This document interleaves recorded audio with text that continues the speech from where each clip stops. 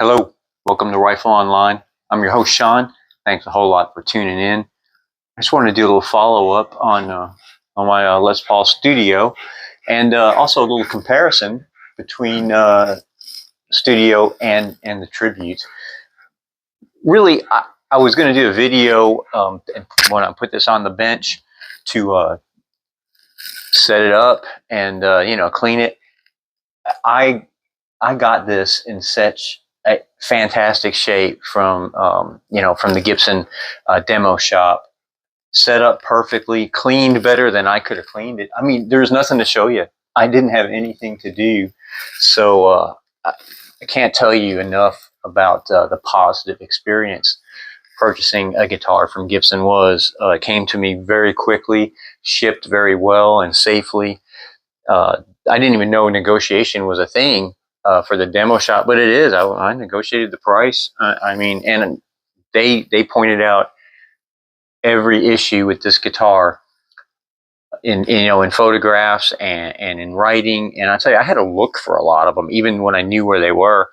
They were very minor. So I really liked the buying experience at the demo shop.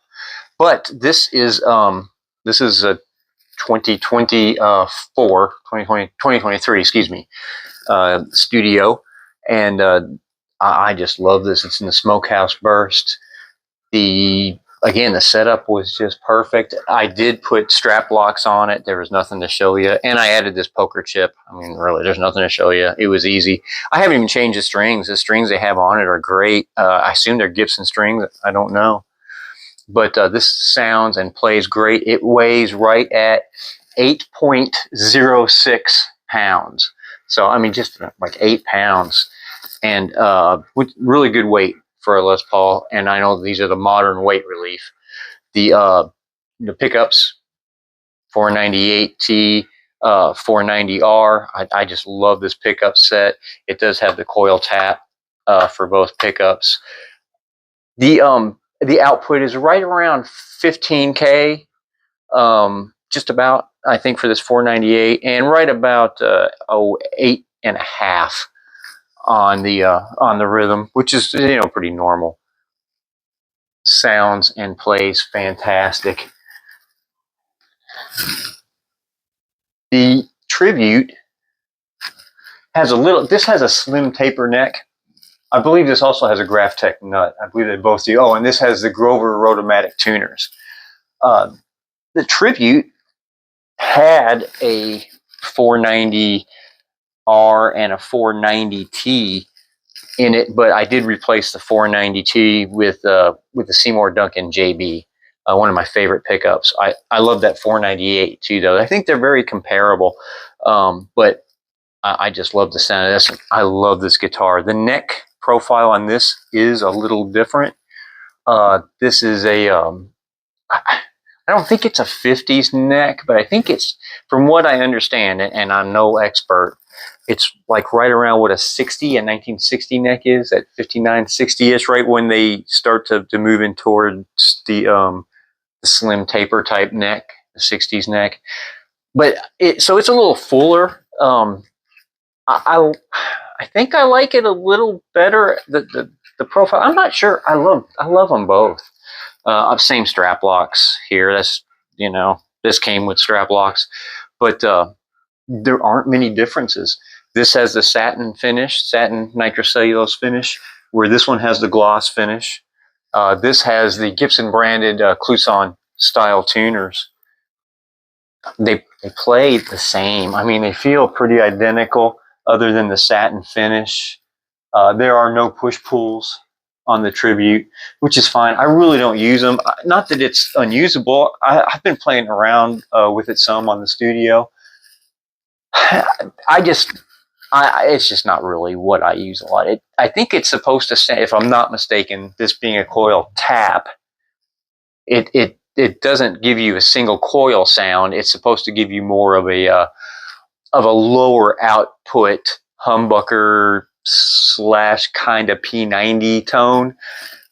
And it seems to do that. I mean, they're usable tones. I just haven't done much with them, but I will. I'm sure you'll hear them on a rifle record sometime soon.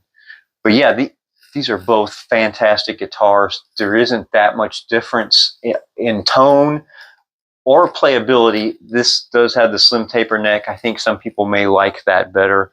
Both have impeccable fretwork, Graph Tech nuts, which are just great. They both stay in tune wonderfully. This I did get from Guitar Center through Musician's Friend at Guitar Center. It's a 2022, and I mean, it was used, but barely, really barely. So whoever got this, which you've probably seen the video, these have PCB boards. Both of them came with that, and they tried to hand wire it. They took that out, and it just didn't work. They didn't know what they were doing, so I just rewired it, put some orange drop caps in it, and the JB. Now I did run the JB, the treble pickup, straight to the volume and out, and I bypassed the tone, which is just usually what I do. But I do have the orange drop in there, and it's ready to go. It just has to be hooked up if I ever decide to. Right now, I'm not. I like it straight through. This one, of course, is all hooked up. I'm not going to mess with it, though. It's all factory. Sounds great. So I'm going to spend a lot of my retirement playing both of these beautiful guitars. And I hope to continue to write some more music and to improve my playing. But if you're in the market for a Gibson at all, I cannot emphasize the positive interaction I had with the demo shop. So definitely a way to go if you don't mind one that has some issues. There's also the mod shop. I didn't look in there a whole lot, but I know that they sometimes you pay a premium for some things there, and sometimes maybe you don't. But and you can buy things right from Gibson too, in the Gibson garage. But man, the blemishes are so minor on this. I probably wouldn't have noticed for years. And by the time that I did notice, I already put my own on it.